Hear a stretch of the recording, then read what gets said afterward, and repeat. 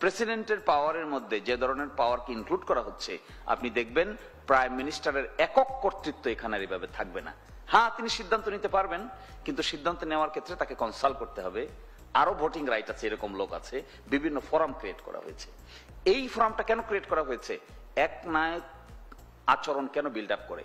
আপনি পার্লামেন্টও চালাবেন, আপনি দলও চালাবেন, আপনি সরকারও চালাবেন, সুপারম্যান আপনি? Can you do that? You cannot.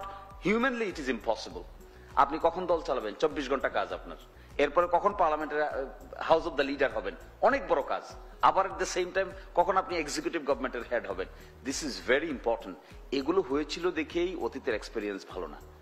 এই জায়গা থেকে এখানে স্ট্রাকচারাল চেঞ্জ করা হয়েছে। আমি মনে করি শুধু ইলেকশন হয়ে যেই ক্ষমতায় আসুক, that government will be under serious challenge.